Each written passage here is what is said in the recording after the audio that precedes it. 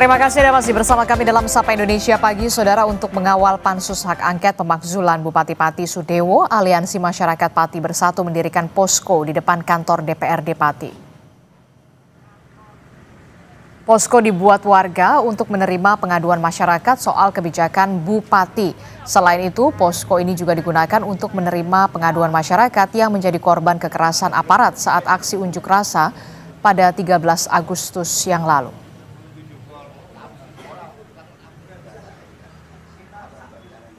Harapannya ya untuk mempercepat kasus angket dari DPRD ini agar pelanggaran Mbak Pati Sudewo segera terjadi.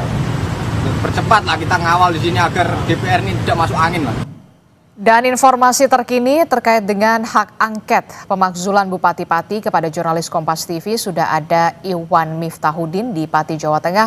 Selamat pagi Iwan. Iwan, apa saja yang akan menjadi fokus pembahasan dalam rapat pansus hak angket hari ini dan siapa saja yang kemudian dipanggil dan juga diperiksa hari ini? Ya, selamat pagi Adisti dan saudara. Pagi ini pansus hak angket DPRD Kabupaten Pati kembali akan menggelar rapat yang sebelumnya sempat ditunda karena ada rangkaian acara hari ulang tahun kemerdekaan RI yang ke-80, dan hari ini rencananya akan memeriksa dari Badan Pengelola Keuangan Aset dan Daerah Kabupaten Pati yang akan dimintai keterangan terkait tentang kenaikan pajak yang mencapai 250%. Meskipun kenaikan pajak ini sudah dibatalkan, namun DPRD tetap akan memintai keterangan kepada BPKAD dalam hal ini yang menjadi pengelola keuangan daerah. Apa dasar yang digunakan untuk menaikkan pajak tersebut, dan kemudian ada nggak aturan-aturan yang sudah dijalankan sesuai dengan aturan yang ada. Selain BPKAD, rencananya juga akan dipanggil dari camat, perwakilan camat dan kepala desa, yang dalam hal ini juga menjadi unsur yang terlibat dalam pengumpulan pajak di Kabupaten Pati. Tapi perlu diketahui saudara bahwa hak angket ini atau pansus hak angket ini itu sudah bekerja sejak tanggal 13 dan 14 Agustus kemarin.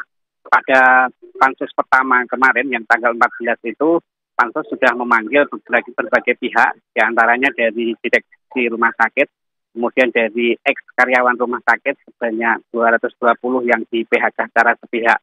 Dan nantinya hasil-hasil temuan ini akan dikumpulkan, dirangkum, dan kemudian dijadikan dasar untuk nantinya pansus ini merekomendasikan atau mengirimkan kepada MA. Seperti itu, Adisti. Oke, jadi Anda menyebutkan tanggal 14 Agustus kemarin memang pansus sudah memanggil pihak dari pimpinan RSUD Suwondo, kemudian juga dan hari ini ada BPKAD, begitu ya, Badan Pengelola Keuangan Aset Daerah, untuk dimintai penjelasan soal bagaimana kebijakan kenaikan pajak hingga 250% yang sudah dibatalkan. Nah, kapan sebenarnya? Ini yang jadi pertanyaan, kapan sebenarnya DPRD akan memanggil sang Bupati Pati Sudewo? Ya, terkait tentang pemanggilan Bupati ini sendiri, Ketua Pansus beberapa waktu lalu menyampaikan bahwa kemungkinan akan dipanggil. Namun kapannya ini DPRD masih berhati-hati, artinya DPRD berupaya mengumpulkan dahulu bukti-bukti atau data-data dari aduan-aduan masyarakat. Setidaknya ada 12 poin aduan yang kemarin disepakati untuk dibahas dalam pansus ini. Kalau kita hitung dari kemarin baru kasus RSUD, yang kemudian hari ini kasus tentang kenaikan pajak, kemudian nanti di hari ketiga baru membahas tentang persoalan regrouping dan mutasi pejabat. Nah, ini kemungkinan juga masih akan lama, Asisi. Namun dari pansus menyampaikan meskipun ada banyak tuntutan warga yang harus dicari informasi atau dikonfirmasi kepada yang bersangkutan, Ketua Pansus menyampaikan akan berupaya secepat mungkin untuk menyelesaikan pansus ini. Dan perlu diketahui untuk peta pansus ini di DPRD Kabupaten Pati bahwa Bupati Sudewo ini memang didukung oleh 6 partai yang ada di parlemen, dengan kursi ada 20 kursi.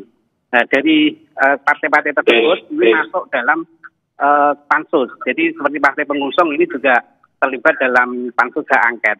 Jadi seperti apa nanti hasil dari pansus ini kita akan ikuti bersama dan awasi bersama, Adisti. Oke, Iwan, pertanyaan saya selanjutnya, di mana keberadaan sang bupati ini, Bupati Pati Sudewo, setelah kemarin sudah tidak hadir, begitu ya, katanya sakit, kalau sakit dirawat di mana? Sudah ada informasi atau kabar soal ini? Ya, memang yang jadi pertanyaan masyarakat sejak tanggal 13 Agustus kemarin ini, Bupati Sudewo belum memunculkan diri atau menampakkan diri ke publik, dan ini menjadi pertanyaan banyak warga. Terlebih pada puncak peringatan hari ulang tahun kemerdekaan kemarin, Bupati yang harusnya menjadi inspektur upacara ini tidak kelihatan dan digantikan oleh Wakil Gubernur Jawa Tengah. Wakil Gubernur Jawa Tengah sendiri menyampaikan bahwa dia diutus oleh Gubernur Jawa Tengah untuk menggantikan Bupati yang pada kesempatan tersebut sedang meminta izin kepada Gubernur karena dikarenakan sakit.